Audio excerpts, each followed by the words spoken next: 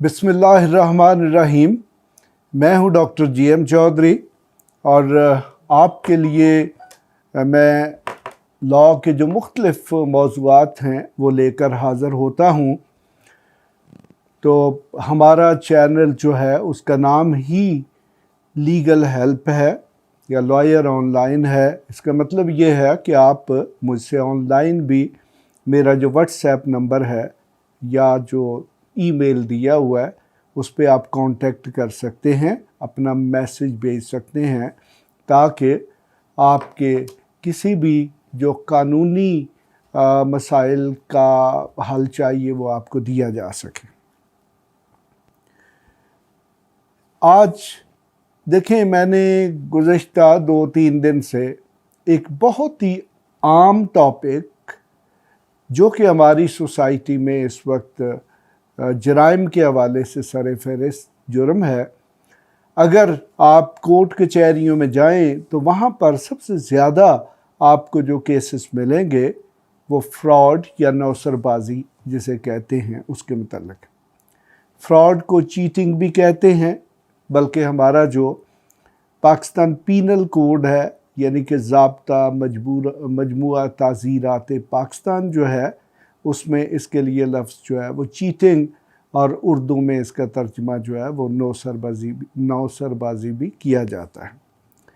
Fraud बज़ाते ख़ुद एक English का लफ्ज़ है, लेकिन चूँकि पाकिस्तान में अब ये बिल्कुल आम हो चुका हुआ है और बल्कि उर्दू का लफ्ज़ ही बन चुका हुआ है। इससे पहले मैं 2 मौज़ूआत पर बात कर चुका हूँ कि मसलन कि फ़्रॉड क्या होता है। नंबर 2 पे मैंने आपको ये बताया कि फ़्रॉड कैसे होते हैं। तो आज मैं आपको ये बताऊंगा कि फ़्रॉड से कैसे बचें। यकीनन देखें कि फ़्रॉड से बचना एक इंतहाई मुश्किल काम है, क्योंकि आम तौर पर जो लोग फ्रॉड का इर्तिकाब करते हैं वो आपके इंतहाई करीबी सर्कल में होते हैं। मसलन उसमें कोई आपका अजीज़ या रिश्तेदार भी हो सकता है, उसके साथ साथ को आपका बहुत करीबी दोस्त भी हो सकता है, फिर उसके बाद को आपका कारोबारी पार्टनर या दोस्त हो सकता है, या आपकी मार्केट में को आपका जानने वाला हो सकता है। बस मेरे पास एक केस आया जिसमें तकरीबन 3 करोड़ रुपए के लगभग जो है वो फ्रॉड का इर्तिकाब किया गया। बस उसमें एक शख्स जो है उसने ये इंड्यूसमेंट दी कि जी आप मेरे पास इन्वेस्टमेंट करें और उस इन्वेस्टमेंट के एवज़ आपको मैं, अगर आपकी 1 करोड़ की इन्वेस्टमेंट होगी तो मैं माहाना आपको 5 लाख रुपए दूंगा। देखेंगे ये प्रैक्टिकली इम्पॉसिबल है कि अगर आपने किसी शख्स को 1 करोड़ रुपया इन्वेस्ट किया है तो वो साल में आपको 60 लाख रुपए वापस करे। दुनिया में और पाकिस्तान में कोई ऐसा कारोबार नहीं है जिसमें इतना बड़ा मुनाफा हो सके। नतीजा क्या हुआ कि उस शख्स ने अपनी भी इन्वेस्टमेंट की, बाहर से आया हुआ था, बाहर से उसने पैसे कमाए हुए थे, वो सारे के सारे उसने इन्वेस्ट कर दिए और ख़ुद घर में फारग बैठ गया कि अब मुझे माहाना एक माकूल प्रॉफिट मिलना शुरू हो जाएगा और मुझे काम करने की कोई ज़रूरत नहीं। और ये बात भी एक काबिल समझ है कि जिस शख्स को महीने की 5 लाख रुपए की इनकम हो रही है तो आम शख्स जो है उसके जो घरेलू अखराजात हैं वो यही 2 से 5 लाख के दरमियान होते हैं। तो जब किसी शख्स के घर बैठे हुए सारे के सारे अखराजात पूरे हो गए तो उसे काम करने की क्या ज़रूरत। लेकिन हुआ क्या कि 2-3 बार तो प्रॉफिट मिला और उसके बाद वो जो पार्टी थी उसने इन द मीन टाइम 2-3 माह में मेरी इत्तला के मुताबिक ये तकरीबन कोई 2.5-3 अरब रुपए का फ्रॉड है, जिसमें मुख्तलिफ लोगों से इसी तरह के हथकंडे इस्तेमाल करते हुए कारोबार में इन्वेस्टमेंट के लिए जो है 2.5-3 अरब रुपया लिया गया। उसके बाद वो शख्स गायब हो गया और दफ्तर जो है उसको भी ताला लग गया। अब देखिए कि सवाल ये पैदा होता है کہ جب میں نے آپ کو بتا دیا ہے کہ فراڈ کیا ہوتا ہے، فراڈ جو ہے وہ کیسے ہوتا ہے، تو اب سوال ہے کہ فراڈ سے بچے کیسے؟ تو سب سے پہلی بات ہے کہ جب بھی کوئی شخص آپ کے پاس ایک ایسی آفر لے کر حاضر ہو، ایک ایسی آفر لائے جو غیر حقیقی لگ رہی ہے، جو آپ کو جس پہ یقین نہیں آ رہا کہ یہ ایسے ہو سکتا ہے، تو فوری طور پر ایسی آفر جو ہے اس کو قبول نہ کریں، اس کا انکار کر دیں۔ یہ نمبر ایک، یہ ایک کامن سینس کی بات ہے۔ جیسے میں نے آپ کو بتایا کہ ایک شخص آپ کو کہتا ہے کہ آپ جی میرے پاس 1 کروڑ روپے جمع کرا دیں اور میں آپ کو ماہانہ 5 لاکھ روپے پرافٹ دوں گا، تو یہ ایک ناممکن بات ہے۔ کسی بھی کاروبار میں اتنا ماہانہ پرافٹ 1 کروڑ سے حاصل نہیں ہوتا۔ تو یقیناً جو ایک کامن سینس والا شخص ہے وہ اس قسم کی بات نہیں مانے گا اور وہ فوراً انکار کر دے گا۔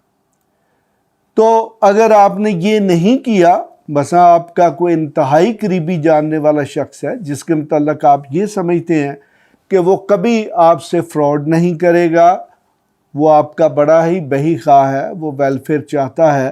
تو پھر آپ اس سے ٹائم مانگیں۔ اس ٹائم میں آپ سوچیں، خود سوچیں، آپ اپنے گھر والوں کے ساتھ یہ آئیڈیا شیئر کریں، اور یقیناً میرا خیال ہے جب آپ اپنے گھر والوں سے اس قسم کا آئیڈیا شیئر کریں گے تو اس میں سے کوئی نہ کوئی شخص ایسا ضرور ہوگا جو آپ کو یہ بتائے گا جی کہ یہ بات ناممکن ہے۔ پھر گھر والوں سے اگلی سٹیج یہ ہے کہ آپ اپنے کسی دوست سے، کسی جاننے والے سے بات کریں جی کہ مجھے فلاں شخص نے اس طرح کا کاروبار کا آئیڈیا دیا ہے، مجھے کرنا چاہیے کہ نہیں کرنا چاہیے۔ اور نمبر 3 پہ یہ ہے کہ اگر آپ بہت زیادہ محتاط ہیں، آپ کا کوئی قانون دان یا وکیل یا ایڈوکیٹ کو جاننے والا ہے، کوئی آپ کے محلے میں رہتا ہے، تو آپ فوری طور پر اس سے رابطہ کر سکتے ہیں۔ اور میرے خیال میں 99% جو وکلاء ہیں وہ چھوٹے موٹے معاملات میں آپ کو مفت میں مشاورت فراہم کرتے ہیں۔ تو یقیناً جب آپ ایسی بات کسی وکیل کے ساتھ، کسی قانون کے جاننے والے شخص کے ساتھ شیئر کریں گے تو وہ آپ کو فوراً بتائے گا کہ آپ اس قسم کی حرکت نہ کریں۔ چوتھی سٹیج یہ ہے کہ کبھی بھی کسی کے ساتھ زبانی ایگریمنٹ نہ کریں۔ دیکھیں جی، قانوناً زبانی ایگریمنٹ جو ہے اس کے کرنے میں کوئی پابندی نہیں ہے، وہ بھی ایک ویلڈ ایگریمنٹ ہے،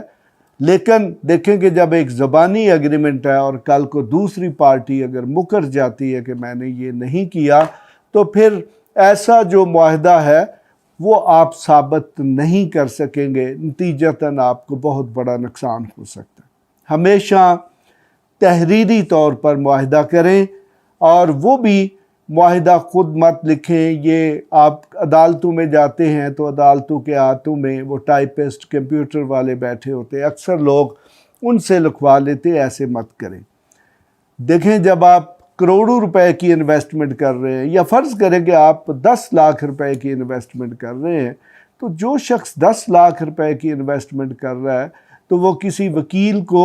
2, 4, 5 ہزار یا 10 ہزار روپے دینے سے اس کو کوئی بہت بڑا نقصان نہیں ہوگا، لیکن اس مشاورت سے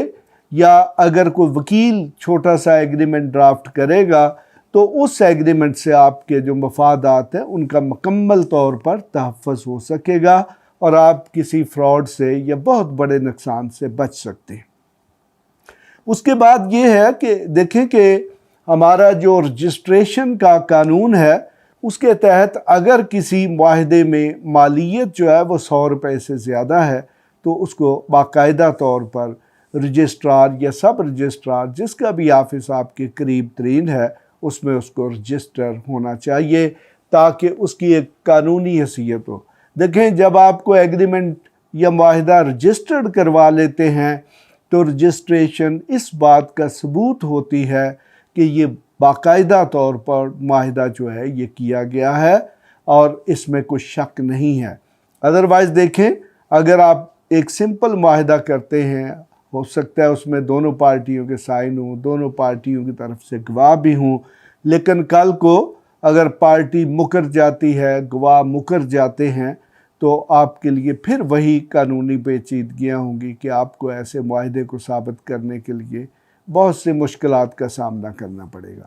تو مقصد یہ ہے کہ اگر معاہدے کی مالیت 100 روپے سے زیادہ ہے تو آپ اس کو لازمی طور پر رجسٹر کروائیں۔ دیکھیں، اب بات بڑی سمپل سی ہے کہ اگر آپ 10 لاکھ روپے کی انویسٹمنٹ بھی کر رہے ہیں تو 10 لاکھ روپے کی انویسٹمنٹ کو محفوظ بنانے کے لیے اگر آپ کے 10 یا 15,000 روپے ایکسٹرا لگ جاتے ہیں تو میرے خیال میں یہ کوئی بہت بڑا نقصان نہیں ہے، لیکن آپ کے جو 10 لاکھ روپے ہیں وہ محفوظ ہو گئے۔ تو لیکن اگر آپ کی انویسٹمنٹ آج کل چونکہ 10 لاکھ روپے تو ایک بہت بڑی چھوٹی سی اماؤنٹ ہے، اگر آپ 50 لاکھ، 1 کروڑ، 2 کروڑ، 10 کروڑ کی انویسٹمنٹ کر رہے ہیں تو ایسی صورت میں آپ لازمی طور پر تحریری معاہدہ کریں اور اس میں جو اسٹیمپ پیپر ہے اس کو باقاعدہ طور پر طریقے سے خریدیں، بلکہ کوشش کریں کہ کسی